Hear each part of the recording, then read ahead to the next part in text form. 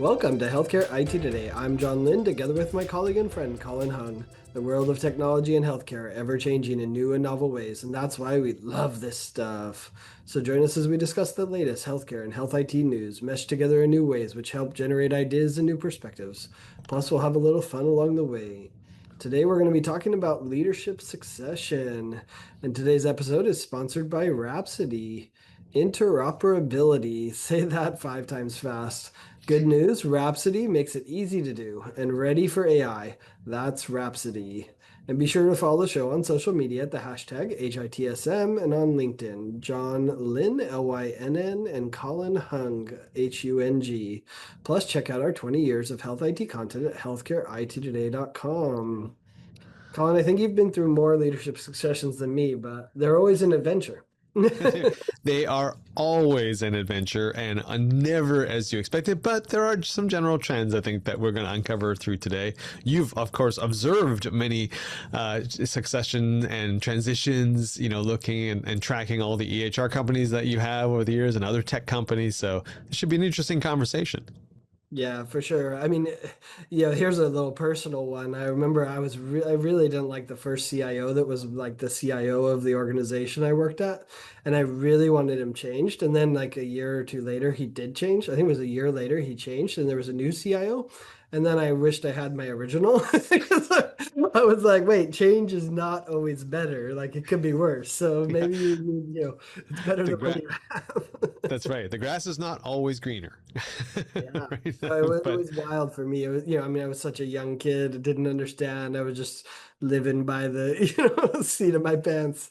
It's like, oh, dang, I guess I did like him okay. So John, let's dive right in because you had some breaking news on healthcare IT recently. You broke the news on Epic's Sumit Rana leaving the company, and so yeah, give me your thoughts on that. Now that you've had a chance to digest that a little bit. Yeah, thanks to Epic for calling us up and trusting us with sharing the story. Obviously for those that missed it, Sumit Raina, I think that's how you pronounce his name. Of course, we never say it. We always type it.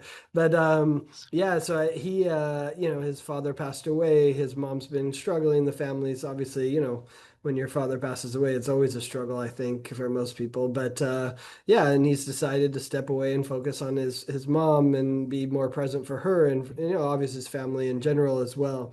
So it's interesting. The reason why this is such news, which I think that some people, if they were to look at it, Wall Street Journal, whatever, would look at it and be like, why is this news?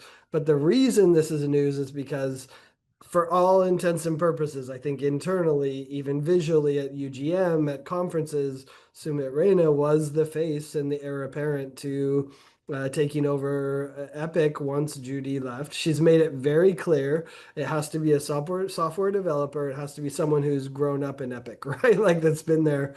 I think I forget the exact one, but a long time, right? That's been a part of it, and so that actually limits your pool of who could lead the organization. But he was the one that, as one person told me before I even broke the news, they said it's his race to lose, right? Like he's the one that's set up for this. So the fact that he decided to step away is really interesting and and a big change for them. And Judy's response after his resignation was, hey, these, I think it was 4 or 5 people, I forget how many, are going to be stepping up and taking additional leadership responsibilities, which to me sounds like, oh, okay, these are the 4 or 5 that could potentially take over now. And it's a little bit TBD. Let's see who steps up and let's see how it goes. So anyways, yeah, I think the big deal is, okay, what does this mean? Because we know Judy is not a spring chicken, right? She has her years are numbered. So it's like, when is that going to happen? And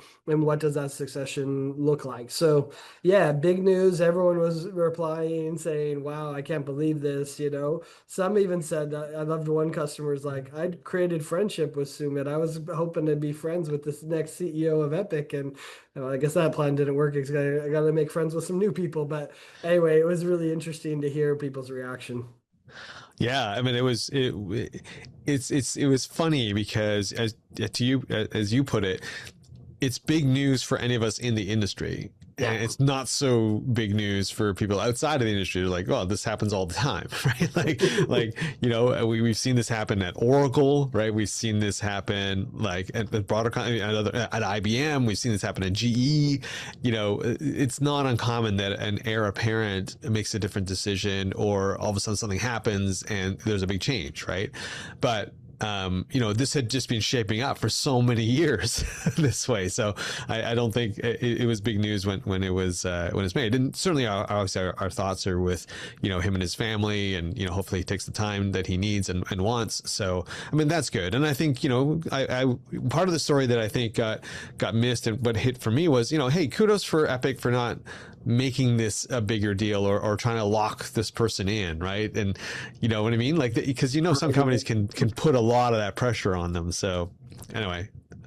Yeah, no, it's really interesting. And to that point, like you look at UGM was Judy kind of talking about the history of it. Carl Dvorak would maybe come talk some international. They gave him a little bit of a, kudos there that, hey, he's still part of it because he was such a big part in the beginning, even though his role's, somewhat diminished now. And then the new stuff, the cool stuff, really was Sumit coming out and saying, "Here's all the cool stuff that's coming," and so it had been positioned that way for him to take over, and so it'll be interesting to see. I think everyone said this is going to be the most exciting UGM coming up in August, where we see who is on stage sharing the cool stuff ahead, and does Judy take it over again? Is it a committee of people all sharing a bunch of different stuff? I think we're all interested to see what that is, and we might read into the tea leaves a bit too much, and because I'm quite sure Judy's not going to talk about it from stage. She's always said there is a succession plan, but why am I telling you? So I imagine it will be more of the same in that regard, but we'll get little hints by who she trusts to be on stage to be the face of the next stuff. As if Epic needed more reason to be newsworthy, right? They're always in the news because they're of the presence they have in the market, and of course the pull they have in the market. But this will just make it even more intriguing when UGM rolls around. So John, you've watched and you've seen a lot of leadership transitions over the years. What do you think we can learn from past leadership successions when, let's say, a founder or a longtime executive steps away from health IT company? Yeah. I mean, two of them come to my mind, and they're kind of, in many ways, almost polar opposites of each other. And one happened, sadly, in kind of a health scare issue, that snuck up on him, and that was Neil Patterson from Cerner when he passed away. It definitely didn't feel like there was a great succession plan, in place, and they were, the board was searching. The board ended up bringing kind of a non-Cerner person, which I think probably scared Epic people, right? It scared Judy, like, hey, they need to understand this culture. But I don't know, to me, like the heart of the company was Neil and his vision and his drive and his passion for what they were doing. And when he passed away, sadly, a lot of that was lost, and so Cerner for the longest time felt rudderless. And then they got a CEO who, to me, it felt like didn't understand where that was headed and where they should invest and things like that. And so I think that was, interesting challenge for sure as well. And then the other one with that's really interesting is, where does all this go for them, right? And then it ended up going to another CEO who ended up selling the company, right? Which, I think that was his job, where it's like, hey, let's give this to a different owner so that, they can run it a different way. And obviously, they sold to Oracle, and Oracle has taken a different way, has invested it in a way that others wouldn't have been able to do. So I think that's the one side where, the CEO left and there wasn't maybe a good succession plan and clear, place of where it was going. And to be frank, he's just a dynamic person. Uh, you know, on the other end, you have like Meditech, right?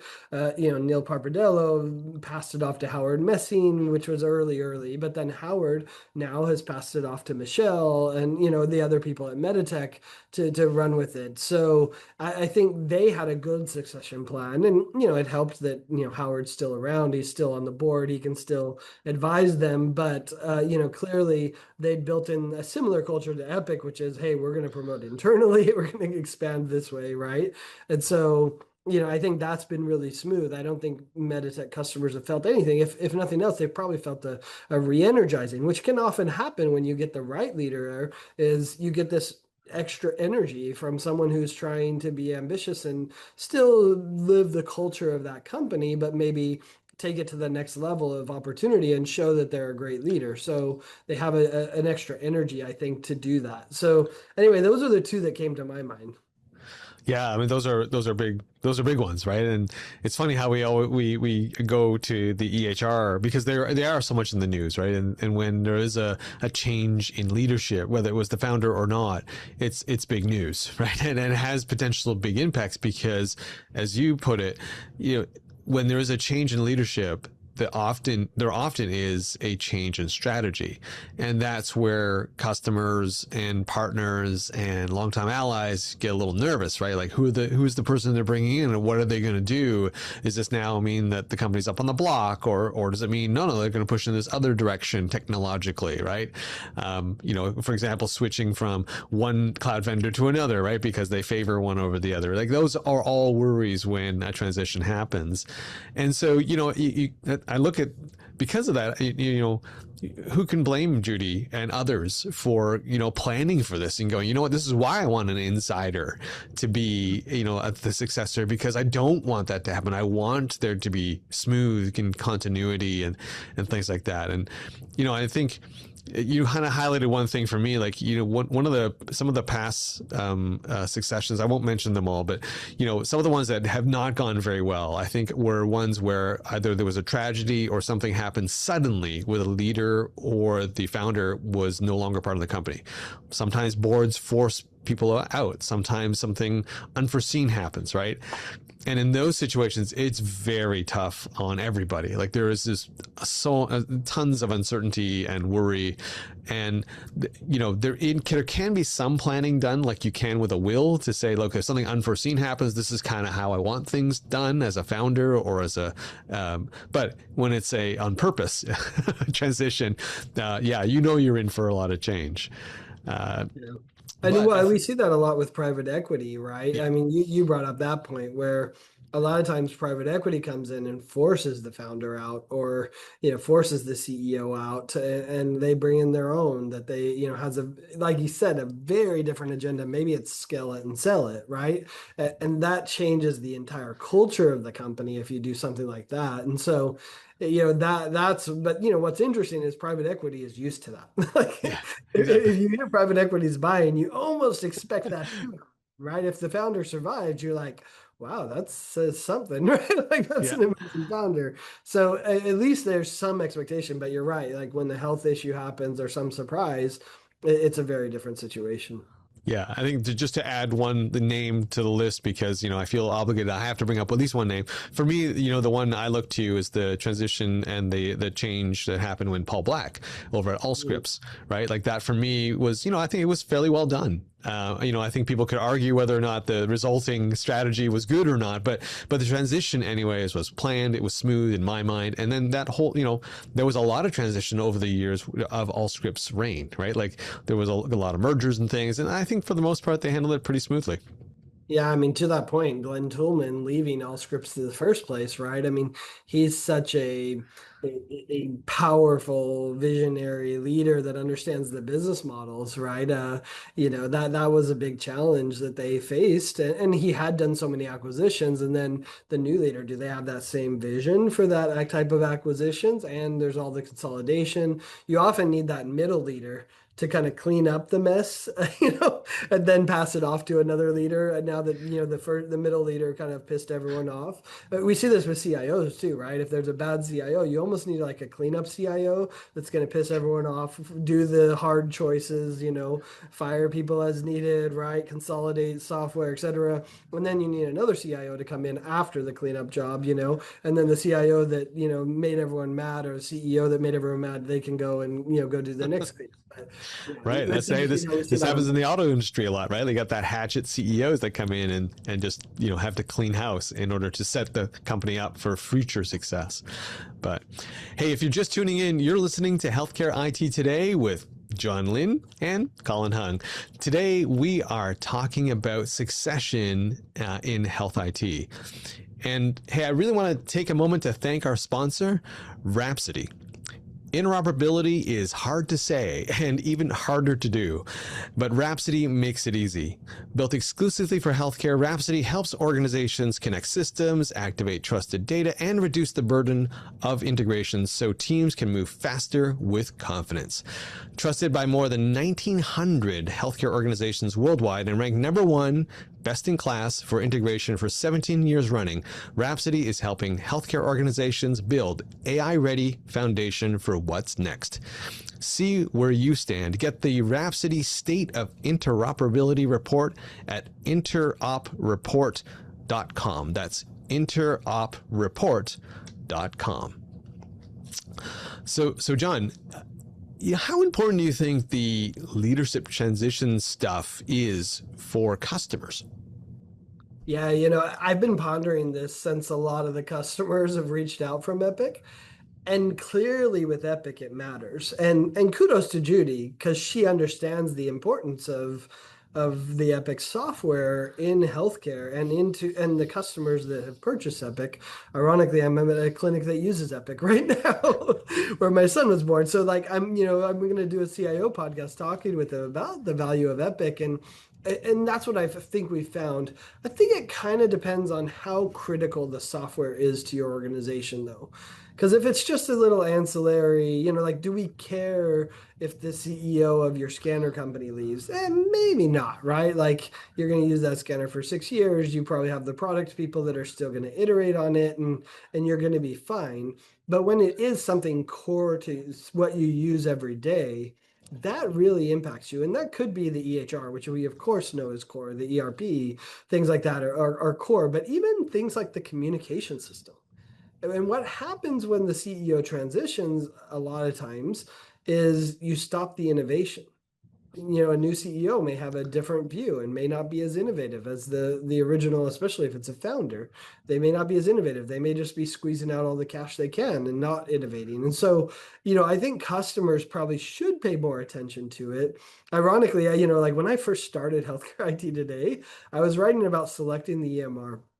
And when I would do that, one of the biggest criteria I would suggest to people as they chose their EHR vendor is how stable is the company? Are they going to be acquired? Do they have enough customers to be sustainable? Because you don't want to switch later, right? Like, imagine that, right? Like, this is a crazy scenario. Judy leaves, Epic becomes much more dysfunctional, isn't shipping product.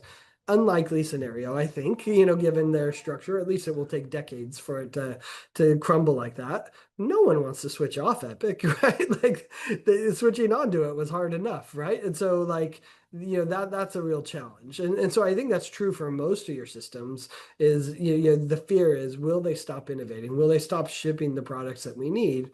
And so I think that is the important part. Now, what's interesting is I think some of the customers are really ignorant to what's happening at their organizations. And that's probably a bad thing. You probably do need to say, what are my core systems and how are those companies doing, and making sure that they're being successful. Yeah, I think one of the things that for me, I think it is very important for customers. If the organization, as you said, that you are dealing with is critical to your operations. But I also think you have to look at the company to say, was this organization CEO led or is it operationally led? Because if the operational areas of the company, the development team, the partnerships team, the customer support team were very independent or run very well, and they're on rails, if you will, in terms of a strategy, then you could argue that a change at the top of the C-level anywhere probably won't make that much difference in the next 5 years. sure, after 5 years, because it's going to take a long time to undo and redirect that kind of an organization. But if the organization was very founder focused or very CEO or one of the C-suite focused, and that there's change there, then I think you're in a lot more danger of, okay, all of a sudden a huge strategic shift can happen and then you're left scrambling. They may deprecate the solution that you're on all of a sudden, right? Whereas before there might have been on a thing like, hey, 3 years from now we're going to get moved over and stuff. So I think you have to really look at that. And I think that is where, first of all, a lot of customers do fail to kind of do that analysis of all the vendors that they deal with. But also a lot of companies fail to kind of signal to customers that, hey, this is a likely risk that you have, and fail to put in those rails so that there is, even though there might be change at the top, the strategy and the operations of the company don't change for a while. Yeah, you know, and I kind of hit the negative side of things that, hey, a CEO could stop investing, but we've seen the opposite happen as well. The Mm-hmm. CEO comes in and says, hey, we haven't invested in innovation. We should invest in innovation.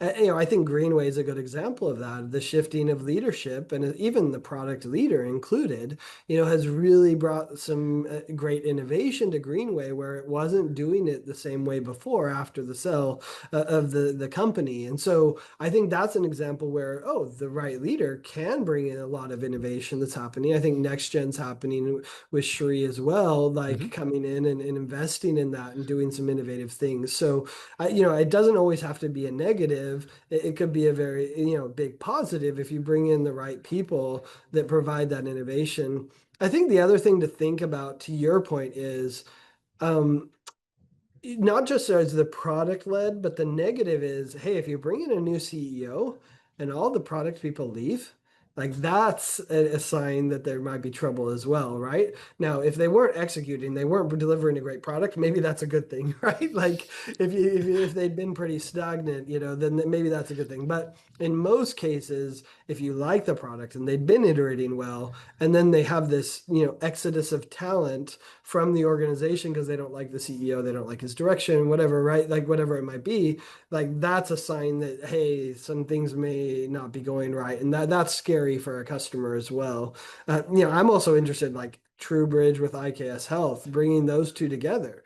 That's going to bring some really interesting innovation because IKS, you know, comes from kind of a AI development perspective, and they're going to offer some really interesting innovation to TrueBridge that the customers are going to benefit. So that's going to be a new CEO, but they're going to bring in a lot of innovation. I think there's a lot of potential there. So that's another one I'm going to be watching as it succeeds.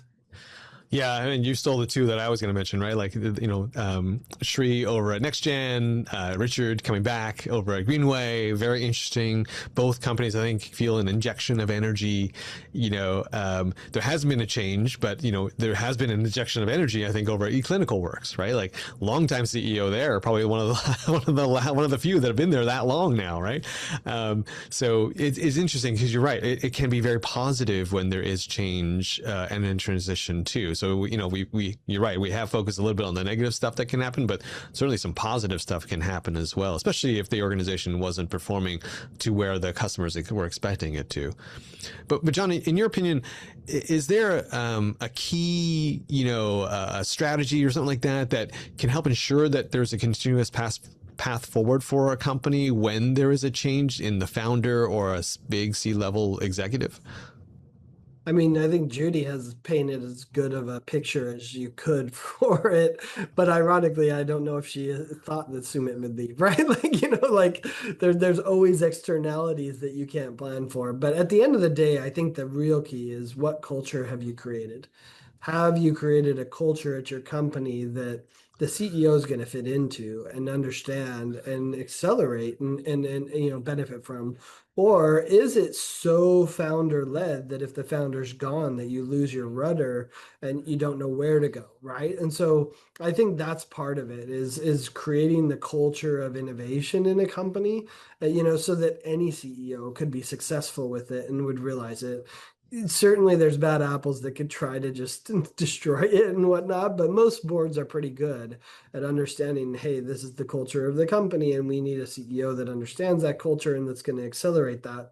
Although, to be frank, it's kind of like hiring, right? I mean, Judy saw that with hiring. She's like, I would interview people, and she's like, I was 50-50 on if I was good at interviewing them to know if they were good. So that's why Epic moved to a full testing based hiring system, because she's like, humans can't assess it. Well, it's kind of the same with succession planning. Can humans fully assess if that CEO is going to be great as a leader or not? And some step up and surprise you, and some surprise you in good ways, and some surprise you in bad ways. So, but I would say the culture is the key, right? Because if the culture is strong enough, then the CEO would have to be way out there to really redefine the culture of a company. That takes years, as you said. I will agree with you up to a point. Having lived through this on the being acquired side, culture doesn't mean squat when the acquiring company is 10x the size of the one that you're at. I mean, because it doesn't matter how strong your culture is, it is exceedingly rare that the smaller organization can change the culture of the larger one. And even if you have a strong culture, all that may mean is you delay the exodus of talent is delayed, or it's slower, or it's more steady, because it's a law of numbers, right? Like, it just can't happen. Sometimes it happens. I'm not saying never happens, but it's very rare. And I think that's the thing for me, having gone through it so many times, is if you really are interested in ensuring the legacy of what you've built or what you helped to accelerate, if you weren't the founder, you really need to make sure that you put in leadership that isn't just implementing what you wanted. Like, if you are surrounded by yes people and you've surrounded yourself with that type of leader, which I'm not saying they're good or bad, I'm just saying, hey, like, that may be what you needed at the time to grow and do your thing. But if you get acquired, those people will not do a very good job at keeping the strategy, the ethos, the vision, the mission in place, because they're just going to go with whoever the new leader is or the new acquiring organization is.